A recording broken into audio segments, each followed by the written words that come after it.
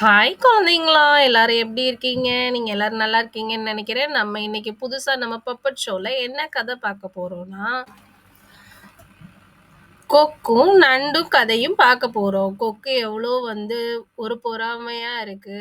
நண்டு எப்படி இந்த இடத்துல மத்த மீன்கள காப்பாத்த போது அப்படின்ற கதைய பத்தி தான் பார்க்க போறோம். நாமளும் நம்ம வாழ்க்கையில சில இடங்கள்ல நம்மளுக்கு உணவு வேணுன்றதுக்காக நெறையா உயிரினங்கள கொல்றோம். ஆனா, அந்த உயிரினங்களோட இடத்துலேருந்து நம்ம யோசிச்சு பார்த்தோம்னா, நம்ம அத செய்ய மாட்டோம்.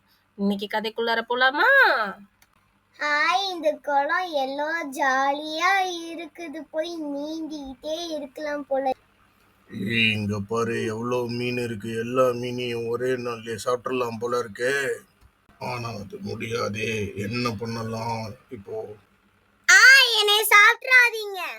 அதெல்லாம் நான் பண்ண மாட்டேன். ஆனா இந்த குளம் வறண்டு போக போகுதே. அதனால உங்களை எல்லாம் எப்படி காப்பாத்தலாம்னு யோசிச்சுக்கிட்டு இருக்கேன். ஆ, எனக்கு இவன் மேல சந்தேகமா இருக்கே. இவன் அவ்ளோ நல்லவன் கிடையாதே. எதுக்கு இப்படி நம்மள காப்பாத்தணும்னு நெனைக்கிறான்? ஆஹா, இவன் நம்ம திட்டத்தை கண்டுபிடிச்சிட்டான் போல இருக்கு. நீ காப்பாத்துறது இருக்கட்டும். முதல்ல என்னோட கைகளுக்கு பதில் சொல்லு. இந்த நண்டு என்னை கடிக்கிறானே. என்னை யாராவது காப்பாத்துங்களே.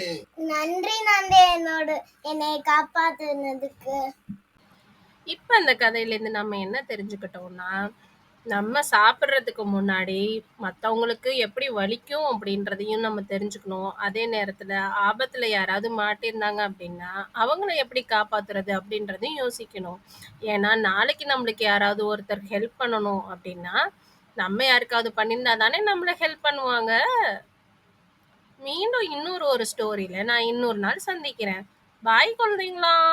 ஃப்ரெண்ட்ஸ், இந்த சேனலை லைக் அண்ட் சப்ஸ்கிரைப் பண்ணுங்க. தேங்க்யூ.